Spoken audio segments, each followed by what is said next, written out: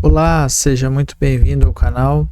Nesse vídeo eu quero fazer um vídeo resposta então a um comentário no meu canal de uma pessoa que assistiu esse vídeo aqui sobre o aumento da repressão e perseguição aos cristãos na China. E essa pessoa é JS Amorim. Ele colocou assim, ó: boa noite. Me diga qual o sentido do cristão acreditar na Bíblia e não parar para pensar que o próprio apóstolo Paulo diz para ser submisso às autoridades, tanto bons quanto maus, porque toda autoridade procede de Deus. Qual o sentido da surpresa a serem vigiados? Esse governo não é autoridade divina? Então a pergunta, até eu respondi para ele, a boa pergunta, vou fazer um vídeo explicando isso. Então eu achei bem interessante a pergunta dele, que é uma pergunta que muita gente tem dúvida, né? Tem a mesma dúvida com respeito a essa questão, né? E eu tô com o site Portas Abertas aqui aberto só para mostrar para vocês que como funciona então a perseguição, né? O site Portas Abertas, para quem não conhece, é um site que apresenta a perseguição aos cristãos no cenário mundial. E aqui ele vai apresentar, né, a lista mundial dos lugares onde mais perseguem os cristãos. E no vídeo que eu falei ali, eu falei da China, a repressão. A China aqui, ó, no site, ela tá no 15º lugar. Qual é o tipo de perseguição na China? É opressão comunista e pós-comunista, tá?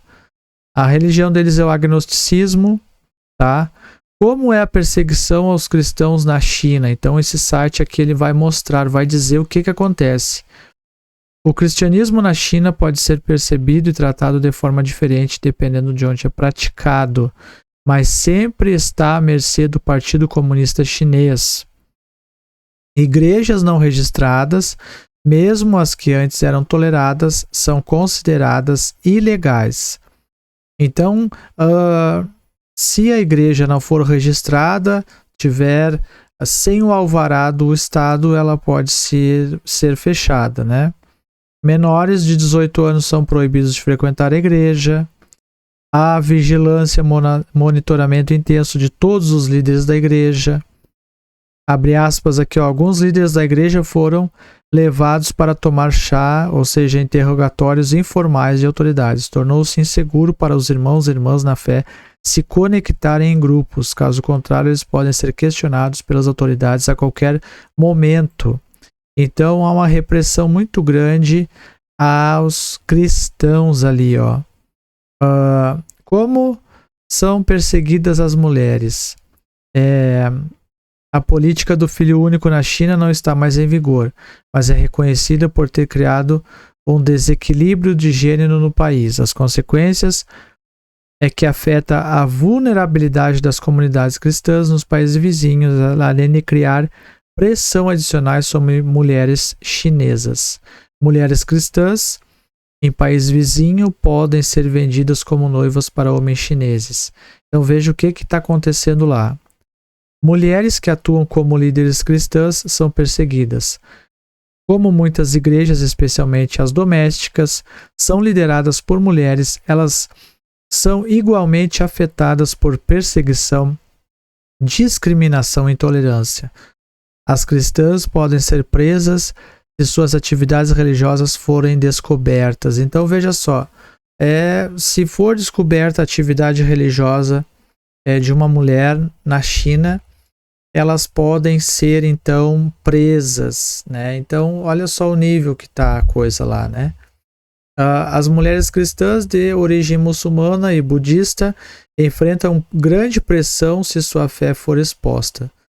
Os maridos podem ser pressionados a se divorciar. Como os homens são perseguidos? Os cristãos do século masculino enfrentam pressão semelhante à das mulheres, mas são alvos específicos de vigilância do governo. Líderes de igrejas domésticas de grande visibilidade foram sequestrados. Então, olha o que estão fazendo com os cristãos. Estão sequestrando. O termo tipo de perseguição é usado para descrever diferentes situações.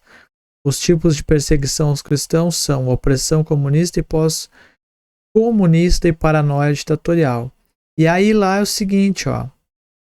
Lá na China, eles, no caso, eles não aceitam que seja pregado algo que vá contra a ideologia do Estado, né?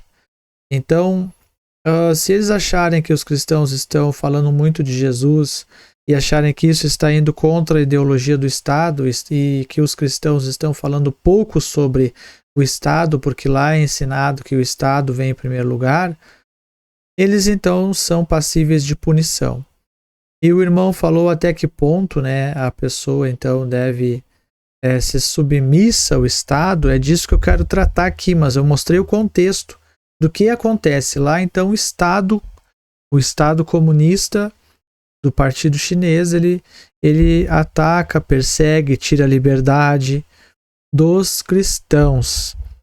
Tá? E até que ponto isso chegaria aqui no Brasil? Foi o que eu falei no vídeo. Eu mostrei então ali a situação que está acontecendo no Palácio lá do Planalto, lá em Brasília, sobre essa preparação para votar no projeto de lei para regulamentar as redes sociais. E com isso, com esse projeto de lei, eu então fiz uma síntese apresentando que isso, com o passar do tempo, haverá também um cerceamento não somente da liberdade, mas também um cerceamento daqueles que são opositores, daqueles que, como nós sabemos, tem acontecido e tem se manifestado de alguma forma criticando o atual governo do Brasil. Com certeza, como nós já temos visto, haverá então certa repressão, com certeza. E isso, eu comentei, poderá se estender sim aos cristãos, por que não, né? E comentei que nós possamos ficar firmes, né? Possamos ficar firmes, que o Senhor nos dê graça para nós estarmos preparados, né, para enfrentar esses momentos somente com a graça do Senhor. Então, Romanos, capítulo número 13, verso 1, diz assim: toda alma esteja sujeita às autoridades superiores, porque não há autoridade que não venha de Deus, e as autoridades que há foram ordenadas por Deus. Por isso, quem resiste à autoridade, resiste à ordenação de Deus. E os que resistem trarão sobre si mesmo a condenação. Os magistrados não são terror para as boas obras, mas para as más. Queres tu, pois, não temer a autoridade?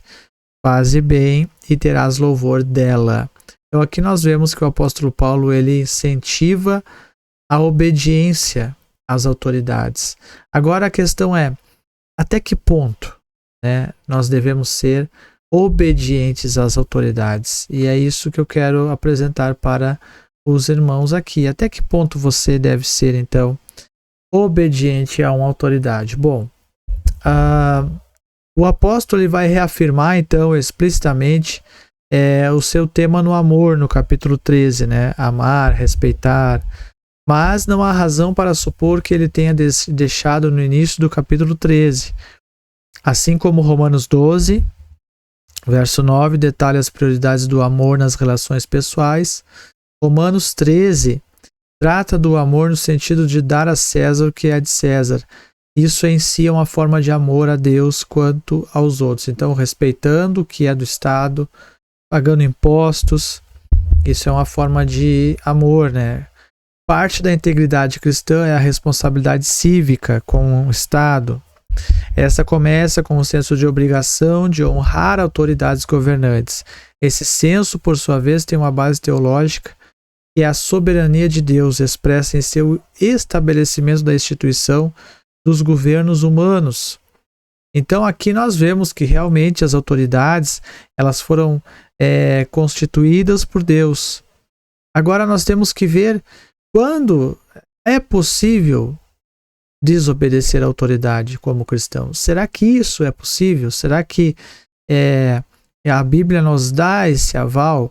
E em qual situação? Quando as autoridades se excedem. Esse é a exceção. os crentes eles podem precisar obedecer a Deus antes que aos homens. Lá em Atos capítulo 5, verso de número 29, nós vamos ver que os discípulos eles estavam ali pregando o evangelho e eles foram presos, né? E os capitães, os servidores e os sacerdotes, as autoridades judaicas admoestaram eles que não ensinassem no nome de Jesus. E aí, no capítulo 5, verso 29, responde Pedro e os apóstolos dizendo: mais importa obedecer a Deus do que aos homens. Então veja que aqui nós temos o detalhe importante. Quando então um cristão tem então o aval da parte de Deus pelas Escrituras de desobedecer uma autoridade, quando essa autoridade ela perseguir o cristão por causa da sua fé, disser para ele: negue a Jesus, abra mão da sua fé. Nesse momento, o cristão deve então permanecer confessando a sua fé. Isso levará então ele a desobedecer essa autoridade por amor a Cristo, porque ele está sendo então confrontado a desobedecer a Cristo, a negar a Cristo, e isso nós sabemos que vai contra a vontade de Deus, né? Daniel capítulo 3, verso 18: não serviremos aos deuses teus, rei, nem adoraremos a estátua de ouro que levantaste. Também Jesus desafiou as ordenanças extrabíblicas do sábado da sua época. O conselho de Paulo em Romanos 13 pressupõe um governo agindo dentro dos parâmetros determinados por Deus. Quando isso não acontece, outras medidas podem ser necessárias, que é essa que nós apresentamos aqui. Mais importa obedecer a Deus do que aos homens. O conselho de Paulo, ele pressupõe um governo agindo justamente. Agora, quando isso não acontece, então é necessário nós permanecermos firmes na nossa fé. Porque quando isso não acontece e o governo, como nós sabemos que haverá e já está entre nós o governo do anticristo, que forçará o povo a negar a fé, os cristãos a negar a fé, esse é o momento do cristão se manter firme. E em todas as épocas houve tipos de anticristo. No período de Roma, quando os cristãos eram forçados a negar Jesus ou serem entregues às feras. Depois, na Idade Média, quando a própria Igreja Católica perseguia os cristãos. E por aí vai, nós tivemos muitos e muitos casos na história. E também no nosso tempo presente, se você ir para o site Portas Abertas, você vai ver muitos países onde é proibido o evangelho e aqueles que confessam que creem em Cristo são perseguidos e até mortos por causa da sua fé. Então,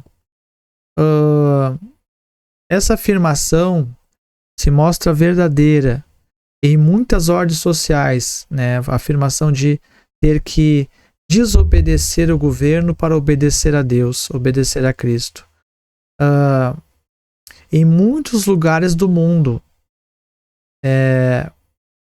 acontece isso. Em ambientes islâmicos, o testemunho cristão pode ser declarado ilegal, né? E nós vemos aqui na China comunista proibições do culto público e a instrução cristã dos próprios filhos. Então é proibido na China o cristão instruir seus filhos na palavra. Nós vemos aqui no Brasil que isso ainda não chegou, mas é tempo de nós nos conscientizarmos. Isso poderá um dia acontecer aqui. E nós devemos estar em Cristo preparados para não negar a nossa fé. preparados para confessar a Cristo. John Stott, ele diz o seguinte: devemos nos submeter até o ponto em que a obediência ao Estado implique em desobediência a Deus. Nesse ponto, peraí. Se o Estado ordena o que Deus proíbe, ou proíbe o que Deus ordena, então o nosso claro dever cristão é resistir e não nos submeter, desobedecendo o Estado para obedecer a Deus. Essa é a posição cristã durante a maior parte da história. Essa é a posição. Douglas Moo coloca a questão dessa forma. Quase todas as interpretações de Romanos 13 que nós tratamos, escritas desde 1945, trazem explicitamente a situação da Alemanha de Hitler para a discussão. Traz explicitamente a situação da Alemanha, que a Alemanha nazista, ela queimou as Bíblias, né? Ela perseguiu os cristãos, ela instituiu o governo a partir da doutrina comunista, né?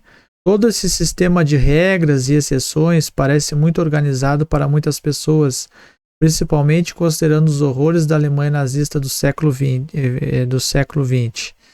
E se o seu governo for tomado por tiranos determinados a destruir uma raça inteira de pessoas, não seríamos obrigados, em tal situação, a resistir passiva e ativamente em seu programa genocida? Essa realidade histórica não enfraquece e invalida a abordagem básica da Bíblia a essa questão complexa? Então imagine um governo totalitário que resolve agora começar a eliminar um povo, que nem aconteceu na Alemanha nazista, que perseguiu aqueles cristãos que não se dobraram ao Partido Comunista e perseguiu os judeus. Milhões e milhões de judeus foram mortos pela Alemanha nazista por causa que eram judeus. Então isso é muito sério. Nós não podemos ficar desapercebidos dessa situação. E nós vemos que o cerco está se fechando. Nós vemos que as coisas estão acontecendo muito rápido. Quando o faraó ordenou que as parteiras hebreias participassem de seu programa genocida, porque ele queria matar os filhos que nasciam primogênitos homens dos judeus, todo homem filho dos judeus deveria ser morto, a Bíblia registra a resistência das parteiras em fazer o que Faraó dizia. As parteiras temeram a Deus e não fizeram como o rei do Egito lhes ordenou, mas deixaram os meninos viverem. Então é isso. Esse é o ponto, quando nós devemos resistir e não cumprir a vontade do Estado, quando esse nos quiser obrigar-nos a negar a nossa fé. Ok?